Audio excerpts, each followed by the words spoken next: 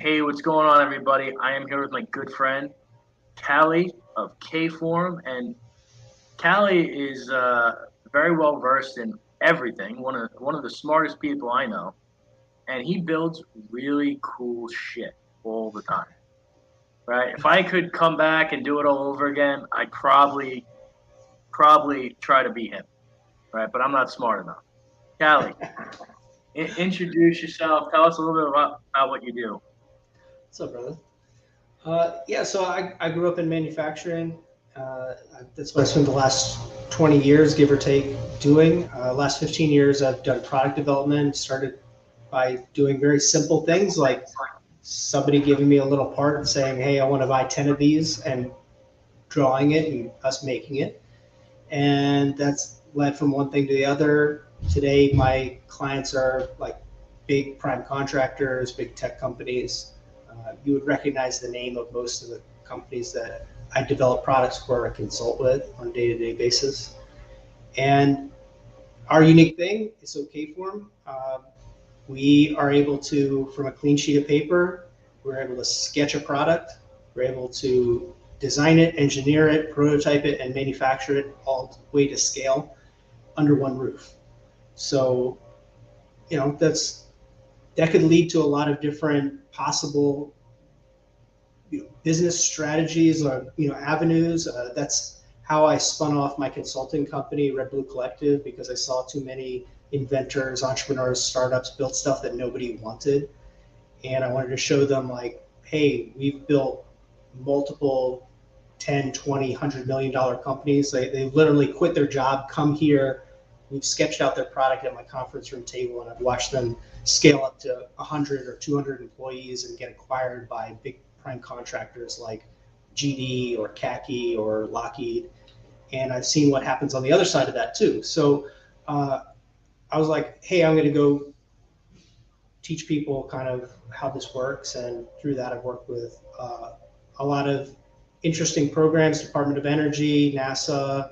I've run my own accelerators and incubators, worked with venture capital across the different kinds of funding spectrums. But I mean, at the end of the day, we're a U.S. manufacturer. That's the thing. It's like we're making really cool shit, and we focus on defense innovation. So I make really fancy computers and computing products for the warfighter. So all those green boxes and tan boxes that you see people carting around or holding in their hand, I'm the nerd that came up with those things, or I helped them come up with that idea, and we're the people that make it. So if you ever wonder where all that stuff comes from. That's cool, man. Get closer to your microphone. I'm having a little bit of trouble hearing you, bud. All right. All right, but so what got you into that? Like, tell us, like, take us through the story because you are someone that actually is operating a second gen business, which is Third gen. great. Third gen. Yeah. Okay, third gen. Yeah. So yeah, I got sucked in. That's the short answer. Is I went to school for computer science. I did not like the idea of having to go to school for things that even 20 years ago I could learn for free. Yeah. And I had a really hard time with school until I decided to just get a business degree. And that's something that you meet other business people, you learn the lingo, the language, and then you can kind of learn on your own. But it's like learning the code. And certainly there's no like programs or internet 20 years ago to join and learn business online like there is today. So I got sucked into the family business. I started as doing development. I did web development. I did desktop development, programming. I built some pretty large softwares that ended up being used by manufacturers all over the world. But at the end of the day, like my family is in manufacturing. That's what we do. We make stuff. And so I worked as a production employee. I've done most of the jobs here at KForm. And so, if I have to, between my brother and I, we can pretty much do anything here. And after that, I started, working in SolidWorks, so doing CAD. I'd done CAD since I was a kid anyways, but jumping into SolidWorks and doing, like I said, doing the design work and progressively just learning, teaching myself that language and those problems and how to use skills that I picked up designing things and being an artist or doing software development, and what is applicable in one skill set and then moving it over to another skill set. And you, things just naturally progress in life, especially if you stick to one thing. And so people ask me about, like, how do I get to work for, X automotive company or Y aerospace company? And I don't really have a great answer for them. I just say, well, I've been doing that one thing that you see right now. I've been doing it for 15 years. I've been designing products for at least 4 hours a day, every day for 15 years. And so you're looking at the output is today, yeah, those people come to me and they tour our facility, or I can reach out to them on LinkedIn and they will set a meeting. But 15 years ago, when I was 26, like, everybody looked at me, I looked like I was 14 years old. And to have that same meeting and tell people, like, yeah, I can develop your product, it's a different situation. So, like, I don't have a great answer for that other than if you put in the work and you do the time, like, those opportunities, they will come. They'll come when you're better, because I don't know. I probably build a wasn't, like, reputation. yeah, you build a reputation, you build a skill set. Yep. So you mean you haven't tried to diversify and, let's say, buy a gym or run e-com stores or sell forex? Well, I have done several other things in the pursuit of learning skills that I wouldn't be able to learn, like owning, running, or operating this business. So to give you an example is, yeah, I started my own company because I wanted to learn everything about, how do you file the business? How do you file the taxes for it? How do you do the bookkeeping for it? Like, how do you do all of these elements that I knew that I needed to know, at that time, 7 years ago, I knew that I would need to know now. So now, being the owner operator of this business, I'm pretty conversant with what I need to do. Similarly with marketing, right? So, Jonathan, we've never marketed KForm, really. Realistically, we've never gone to trade shows for KForm.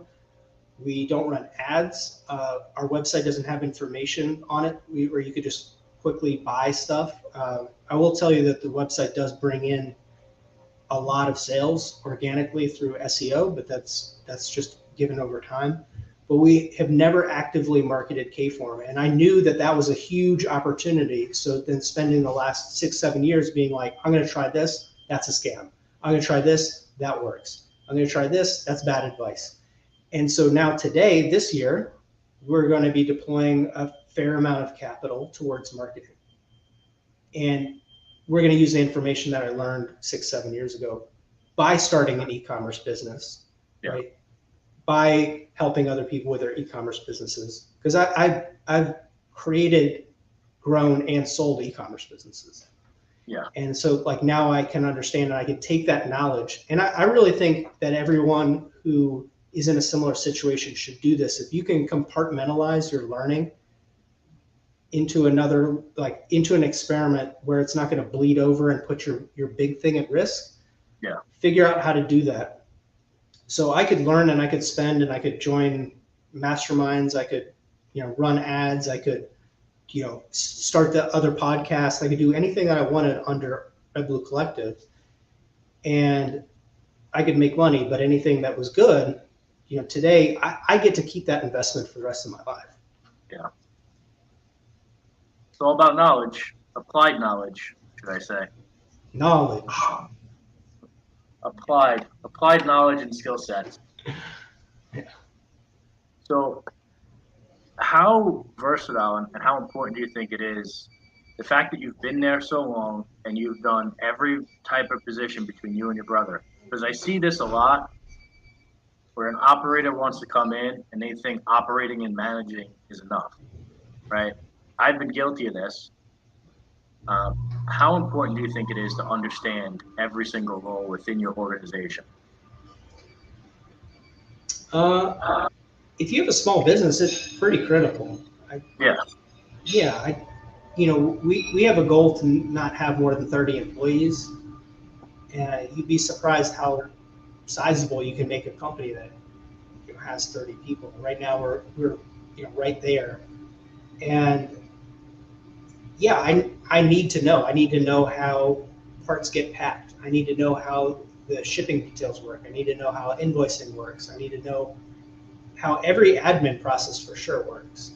Um, yep, and that's because we don't have multiple layers of management that are in place that are like, I'm not going to hire somebody for $200,000. It's like that's a logistics coordinator or a warehouse manager that's going to sit there and do that. I don't have that position. What I have is skilled people that are going to help do a part of this, and I have to architect how that works. And it's never going to be different because if I don't if I don't understand how it works, I can't build the SOPs for it. I can't build the training for it. I can't train the people. I can't hold the people accountable. None of that works. And I would like to just be like the visionary floating around and having cool ideas, but I've I don't really see that you know being immediately possible. yep. So yeah, knowing all those pieces, like I have a laundry list, 2 years worth of things that we have to improve, right, at a fast pace. Yeah. You know what I love about this conversation? You have a larger and more successful business than probably 99% of the people that we interact with on a day to day, right? Because I've known you for years. And the fact that you can come out and say that, right? Say, hey, I'm not ready to be the visionary because I have a 2 year waiting list of stuff I have to work on. And before that gets fixed, there's zero chance of me doing that. Yeah. That shows you how many people have it wrong when it comes to quote unquote operating their business. Yeah, I think they also have really small vision of what they're capable of. So they're like, yeah, I'm going to make $1 million business. I'm like, dude, $1 million business, you're broke. I hope by Yeah, $1 million business you mean that it creates $1 million of profit. Because if it's making $1 million worth of revenue, you're going to go bankrupt like at any minute. Like you better have like 2 employees and like yep, no capex costs. It's if that's like a very low overhead business, like kudos, but still, like, that's if you're able to do that and hack it, like you're capable of way more. Like you figured something out, right? yeah, But most people, they have $1 million business and they're like, yeah, I spent like 1.2 million, right? yeah. You know, we're we're like brushing up against 10 million at a 25% net. So Yeah. we're that's it, in my industry that's like absurd, right? Usually they're 5 to 10% you know profit businesses, Yeah. and so like our margins are very good, but we're capable of so much more, right? Yeah. What do you think is the difference if you compare yourself to others in your industry? Why you guys run it at better margins than the majority of the industry? Because I feel like this translates to other businesses. Yeah. There's a simple way to express value in any market. You can look at this as the people that create intellectual property, do research, they have a high risk to reward ratio because most ideas are not worth anything. Okay. The people that produce the ideas, the curve goes way down because your risk is zero. Essentially, if I do what somebody asks me, they'll pay me. So like, I have no risk. Maybe somebody doesn't pay me for a job, but like I'm not going all or nothing, right? As a Yeah. manufacturer, you just get a contract, you fulfill a contract. And then the people that sell, they have the highest margin. So you can look at this dip, the value chain is like this smiley face. And the reason that people in the industry have such a low margin is that they try to go as safe as possible in that manufacturing vein. So they have to go and they have to have 500 employees. and they have to have a huge facility to be able to make enough at the end of the day. So we have the same profit every year as a company that is roughly 2 or 3 times our size. And our head count is a third as well. So like, you think of just the life benefits of that. But the way that we do it is that we first expanded into the intellectual property side of things and said, okay, well, we're going to be partners in developing ideas with our customers. So we're going to develop new ways of manufacturing things. We're going to show them how things get made. We're going to help them design their products. We're going to help them make sure that the products are on the shelf and available for them. So we become a partner in their business, and we get to share in that intellectual property reward. We also don't ever quote things. So like if you had a friend, somebody's listening to this, and they sent me a picture of a bracket and said how much to make these, we don't do that. We used to, but that's at that low energy level, right? At that point, I'm competing against China. I'm competing against India. I'm competing against the guy with the garage down the street. I've got $6 million worth of equipment, right? I got 30 families to feed. Like, I can't make money on that bracket when you're like, I can get it for 10 cents cheaper. And that's where everybody else is. Very tough, cutthroat business, high capital costs, high labor costs, low margin. And so that was our initial piece, is that we started developing intellectual property for our customers and then for ourselves. So like, I'm a subject matter expert in technical surveillance countermeasures. We make products for cybersecurity. It's like emissions control. If you think of like RF frequency hacking, like I'm an expert in preventing people from eavesdropping on signals, right? And so we have a product line around that. And then this past year, what we've done is we've moved to the other side of that industry curve, is that we've developed a sales channel. So we've developed sales partners. And then now what we do, really simple, here's my simple pitch, is we go to a company and I say, I can help you in one place, one call. I can help you conceive of the product, design it, prototype it, manufacture it. And if you want, we can act as an outside sales commission only sales force, and we have a whole sales network. I'm already in all the places that you want to be because of our product and because of our other customers' products, and you could use our sales network. And then, so we actually, at no cost to them, own that sales channel, and then we capture the full value of that item. So instead of making a bracket for, let's say, making a box, I make boxes, right? So say instead of making a box for $500, where our customer sells it for $50,000, what we do is we design it. Yep. We never have to quote it because we know what the price is ahead of time. We are able to help them design the electronics, help them able to design the box, do the compliance for the box, put it together, and we're able to help sell it. So instead of getting $500 out of that $50,000, we'd most likely get $20,000, right? And so that's how we're out competing. Pretty simple. So, you look at the entire value stream. We own the value stream. so you're making an offer so good they can't say no. Yeah. Delivering a ton of value and getting paid on the upside at no risk to the clients. That's right. That makes a lot of sense. If only other people did that. I teach people in these groups that you and I have been a part of. I've been trying to teach them how to do this and build those partnerships for years, and I think people are really stuck in thinking about this in a linear way.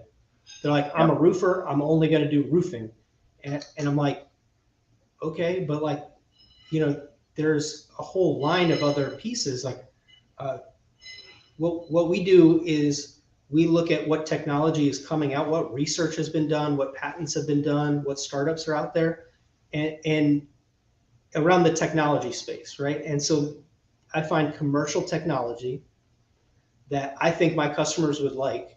And I tell that company, I was like, listen, you're probably losing half of your potential sales because you don't sell to the US federal government.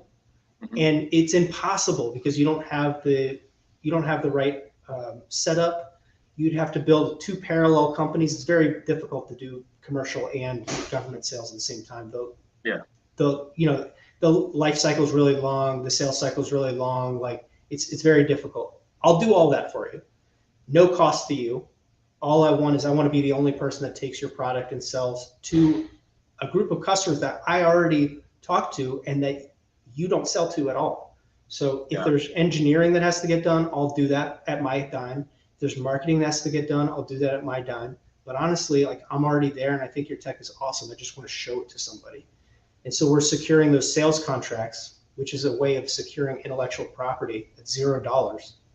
Yeah. And then we're integrating that into our systems and bringing it out. And dude, I've taught this to people who are in home services and explained to them, it's like, what I'm doing is not that complicated. You can do it. You can do it in home services. You can do it in lending. You could do it in e-commerce. Essentially, I'm just finding really cool products that I think my customer wants. And I'm like, I'll sell that for you. And then I just do it. You know what I mean? Yeah.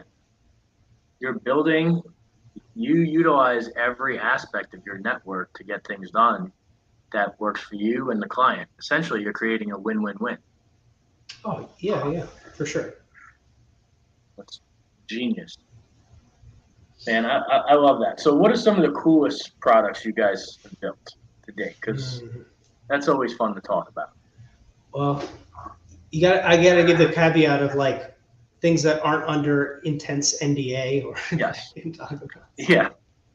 I'll show something cool. And let's show some fun things. Okay. Just give you an idea. And I know that I've shown this to, our buddies before, but I wanted to prove to people that they could make an outrageous product, get attention, build a brand really, really quickly. And I did a project. We made the world's most expensive fidget spinner. We made it here. And so everybody can see there's the first project. So this is a $700 fidget spinner. No way. Yep. They were all pre-sold on Instagram, right? So we sold them no ads. Built a huge email list just on word of mouth and the way that we launched it and released it. Second product was this for the same brand. So you see this little box. I don't know if you'll be able to see this on camera, but like if you move this, the little pins, you move. So we got a lot of media attention for this project. So it opens up like a bank vault, if you can see that. Got it. That's pretty cool. Yeah, we had posts go viral on Instagram. It got like millions and millions of views for the release of this thing. And like this product sold out in just a few minutes. It's a $1,200 box. Jesus. And so those were really fun. But that whole company, I built a brand very, very quickly to show people, hey, if you're passionate about something and you have a skill, this is how you could do it. And we did all of these products here. So I could show them, look, you can have somebody else make the product too. And like, we did it through a partnership with a friend of mine. We did it using what we have here. Just anybody would be able to use a contract manufacturer. So I had somebody design it. I had somebody else make it. And yeah, I showed people exactly how to do that. And that was fun. I sold that company.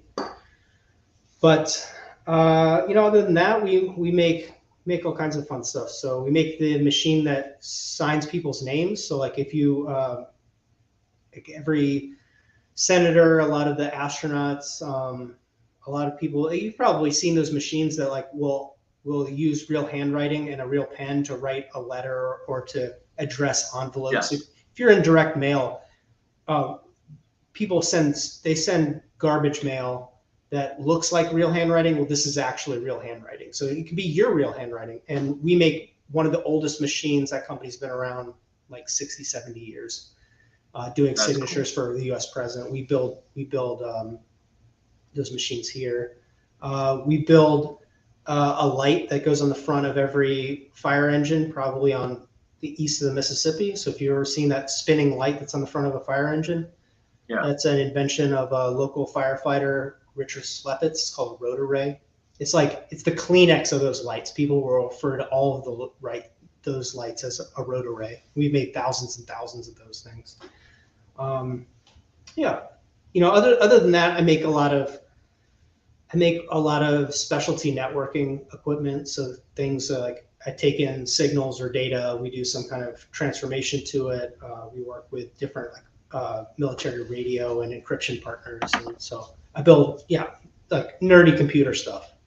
So you can think of like any weird scenario where you need to broadcast or listen to or transform a piece of data, and you need to do it in some crazy area, we do that. So yeah. I need to get to your shop just for like a day. I feel like it's like an adult toy store. Yeah, it looks like that right now. You go to the project area. We've got Pelican cases filled with communications gear. We've got a kiosk for like a commercial banking application. You see like you basically see this thing, and then if you were to go to that company, if you were to go to like one of those branches, you'd be like, oh my god, the thing they'll be nationwide. But behind all of those products, and this blows people's minds, is there's some small business like KForm that's working with those big companies, because usually they don't really design the stuff in-house, and they certainly don't prototype it themselves, or they don't manufacture it. They just hire some nerd like me, and we actually do all the work. That's cool. Yeah. So we talked a lot about the business and what you're doing. Take us through some of the top mistakes you've made. I know you're an open book when it comes to this. So yeah, I mean, certainly through Red Blue Collective, I've learned a lot of mistakes and things that I wouldn't replicate in KForm, because I've tried a lot of things. I could split this up into like personal development mistakes, marketing mistakes, like different assumptions. Let's do it all. Yeah. So, a big one is look at who you're getting advice from. And, you'll hear adages where it's like, have they done the thing that you want to do? And unfortunately for me, there's not that many people, and there's certainly nobody that runs a program that does what I want to do. Right. So it's mildly irrelevant. So I'll scale that back and to say, like, do they have the life that I want? And that's put a pretty short list of people.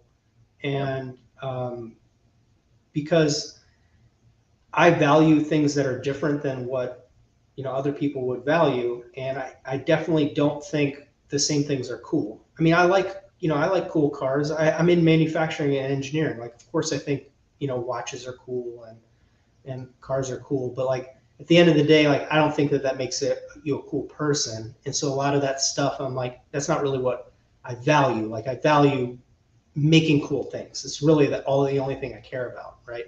And so when it comes down to that, you have to be careful of who you're listening to, because they'll give you advice of like, here's how to grow.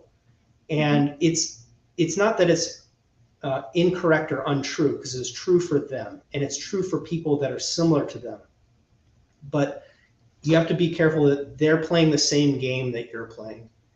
And I've repeatedly made this error in judgment, is that their success could help my success. So even with simple things like let's branch this over into marketing, is like, let's do a Facebook group, or let's use Instagram. And if I want to be very clinical about it, it's an absolute total waste of time. It's a complete waste of time for me. And they'll adamantly say that it's not, but they're also not in my universe even a little bit, right? And it's not to say I'm better than them or they're better than me. In some cases, they're more successful than me, or we're on a similar playing field, but they're playing a different game. And that's the thing, is that it's very easy to look at this and say like, oh, X has a $20 million business and I want a $20 million business, so I should listen to them. I'm like, but they're playing a different game. they're in a different industry, and it does matter. Like they don't know anything, and you can just use your Rolodex of people that how we've met and who we've worked with. And I have a lot of respect for the people that we've interacted with. But if I sat them in my business, like, they wouldn't know what to do. Yeah. Right. And so why should I listen to their advice about growing my business when they couldn't grow my business? Spot on. Yeah. I see it all the time in marketing, right? I'm B2B, only B2B. Mm-hmm. You don't have extensive experience B2B with certain keywords that you can't touch, you're not going to be able to help me. Think about you. You're mostly, I'd say you're 50-50, right? B2B and B2G. Yep, pretty much. How many coaches have any experience selling anything to the government? Other than me, and I'm not doing any coaching right now, so I don't know. Yeah, that's spot on though, man. Like, people don't realize that. Yeah, and so that's led to some like second order consequence mistakes, like being focused on getting attention or getting. And you and I have talked about this before. Is like, followers in essence don't matter, especially if your multiplier, your LTV of your customer is very high. Like our average LTV of a customer is going to be in the mid 100,000s, right? Yeah. So like if I had 1,000 customers, my mind would be blown. I can't do that, right? Yeah. We used to have almost 200 customers a year, mm-hmm. and we did a third of the revenue we do now. I have 25 customers. Yeah. 25 customers. And so like, you look at this and everybody's saying, okay, you need to do this, you need to do that, whether it's run ads or post all the time, or, so I made a lot of marketing mistakes. And really dialing in where my customers are, what do they care about, how do they have conversations and build relationships, and figuring out how I can transport that. I would say like I've made a lot of those mistakes already. I think a big mistake that I'm kind of constantly guilty of, and something that I have to be aware, is that I get a lot of opportunities. So I have to like really gauge the opportunity and think like, okay, I can only take so many of these buckets. Like, I can only run so many accelerator programs, or I can only work with so many founders one-on-one, right? Yeah. And so, is this an opportunity that will help me learn something? Will I get paid to learn? Because it's an adage of mine. If you can get paid to learn, you can earn as much as you can stand. Like, really easy thing. But will I be paid in accordance with the value of that time? So if I'm running a $10 million business and my sole job is to get sales and transform customer in the door, like, the effective ticker on my time is roughly $5,000 an hour, right? Pretty dumb way to look at the math, but like, you could say, okay, well, some of it's residual, right? Some of it doesn't really work like that. Okay, well, what is it then? $1,000 an hour, right? Yeah. Okay, like, to be fair, let's say that it's worth $1,000 an hour. And so, am I going to go charge out a client for $1,000 an hour? No, but is there a long tail of residual money, which then brings it back up to that $5K an hour position, right? Yeah. So Jonathan, am I going to charge you $250 an hour or free, but then we're going to do millions on the back end? Like, who cares, right? But oftentimes, and you definitely see it in these groups, and you definitely see it online, they're like, pay money to pick my brain, like this and this and this, or like, hey, I charge this much an hour. I'm like, dude, I stopped charging it by the hour like years ago. I don't do that. Like, yeah. it would be an absurd amount of money per hour. I only do that like on a very abstract basis. Yeah. But is it even worth your time to like, make the money, charge somebody $2,500 a month for coaching? I can tell you right now, it probably is not worth it for me. Right? Yeah. It's not worth it. Unless we were going to do business together, right? Like, it just doesn't make sense. Like, how many of those people could I coach? 10? Yeah. Right? Well, at that point, I'm making 25K like You're a making month. 300 a year. Dude, I make that more than that a day. Yeah. Like, Yep. yeah, makes no sense. But you'll see people sell themselves out all the time for the big money. Yeah. Yeah. So I made that mistake too. I think we're all guilty of that one.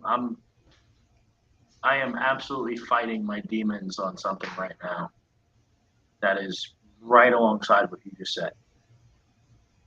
Yeah. I have a new program, only I have it, and it's big, big money. Takes a long time, but I'm one of the only people that have it. But it pays for my time. Mm-hmm. Unlike, not saying what I do doesn't, it does, but this pays at a much higher multiple, and it's much more exclusive.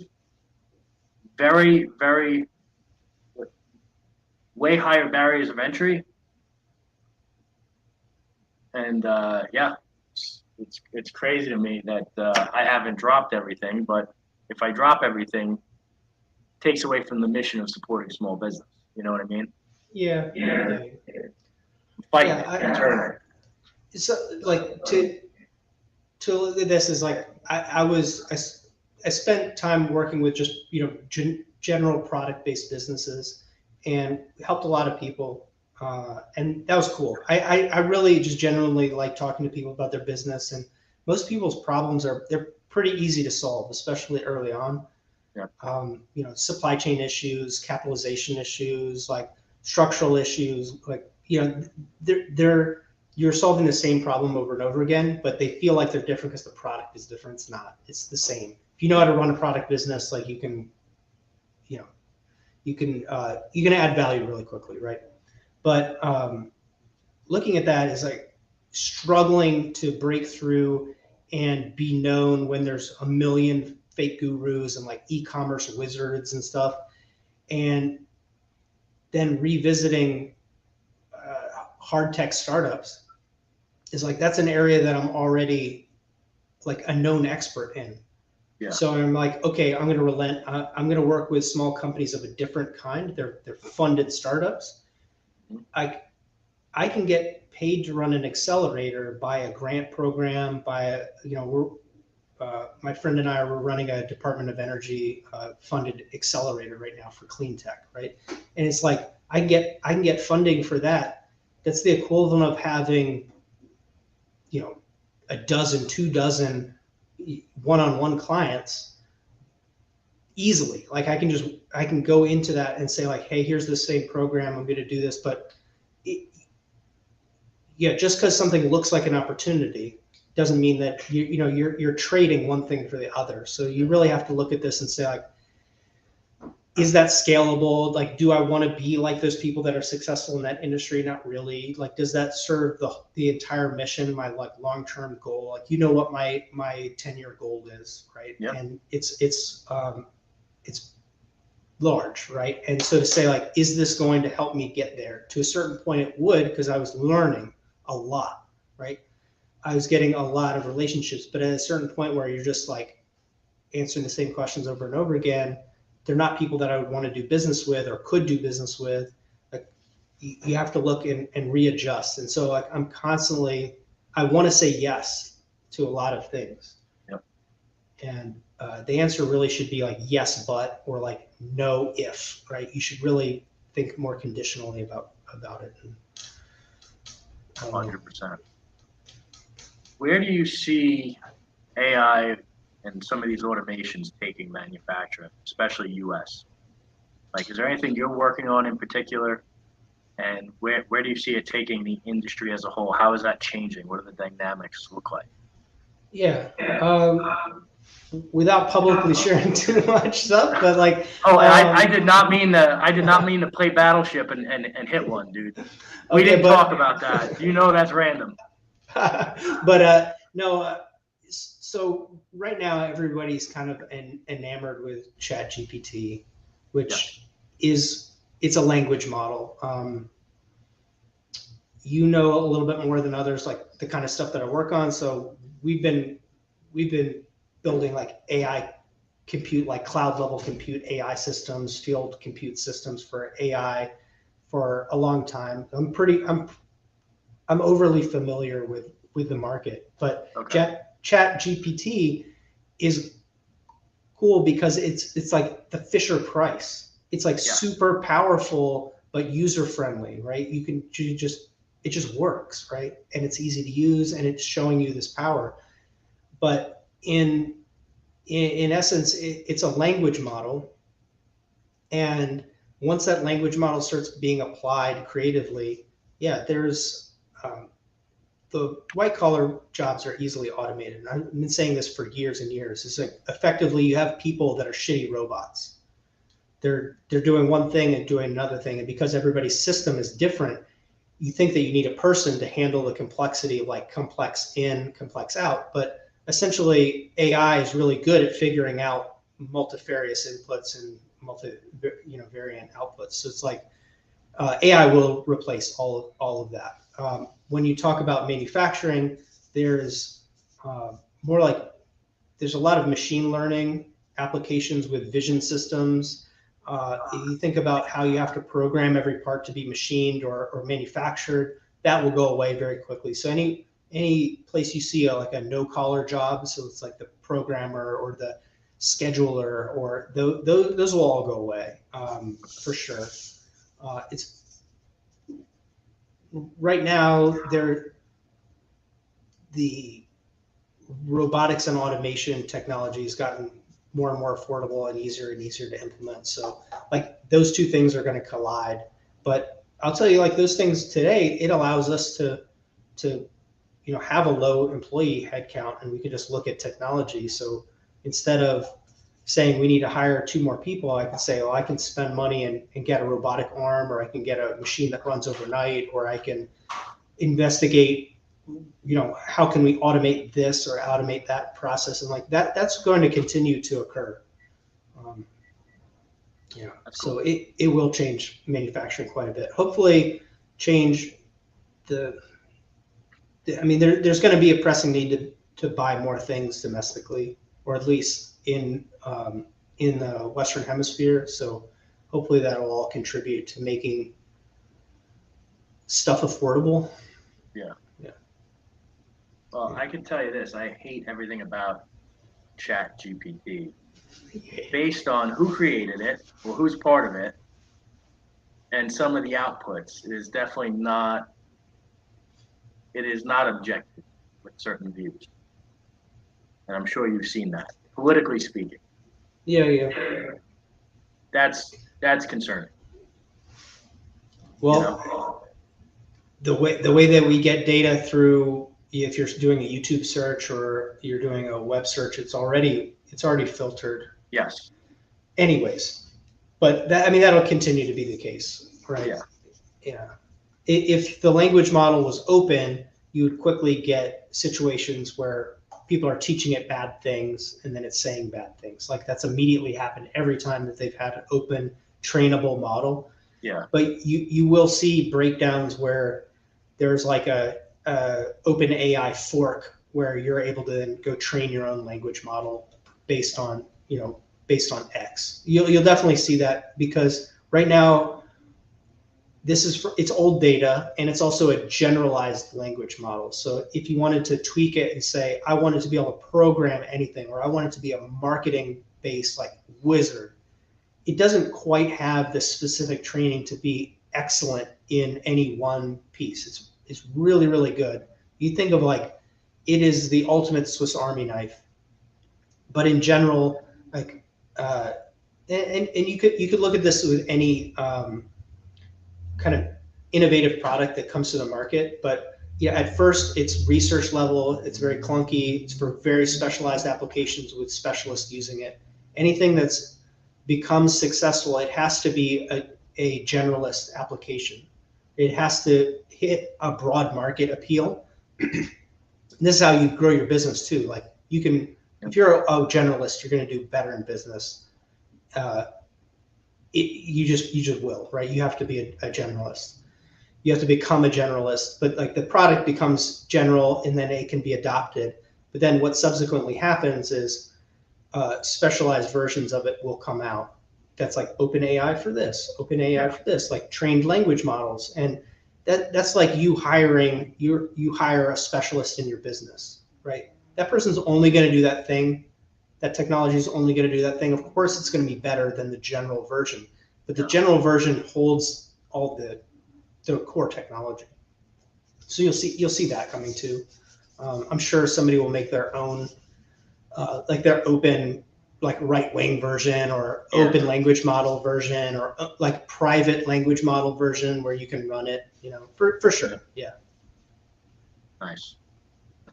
Cool, man. So, man, I really appreciate you coming on here. This was eye-opening, I'm sure, to everyone that watches this. I knew it was going to be. Where can people find you? Where can they connect with you if they need a product made or they want to bounce something off you? And by the way, guys, don't bother them unless you're ready and you have something good to bring to the table because I'm friends with Callye and it is hard to get Callye get in touch with him. So yeah,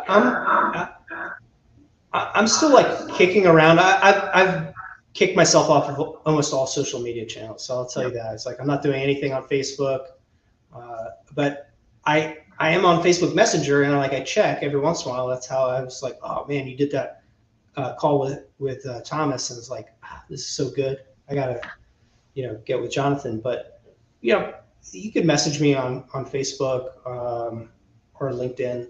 I'll see it. Cool.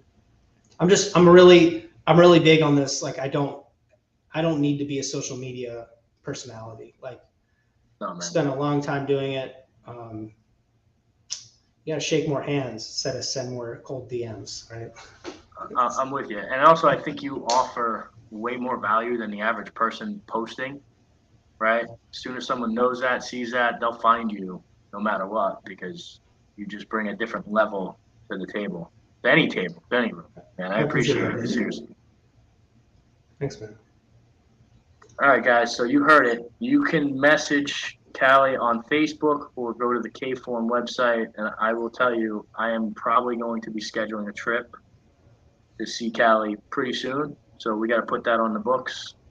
Non-business, there'll probably be business there. Come to DC. There'll be business. I'll come to DC, no problem. We'll find a good weekend. All right, man. I appreciate you guys. If you need him, connect with him. He's one of the smartest people I know, and he's got all the right intentions. He's just a good person to know. Callye, thank you so much for coming on. Thanks, brother.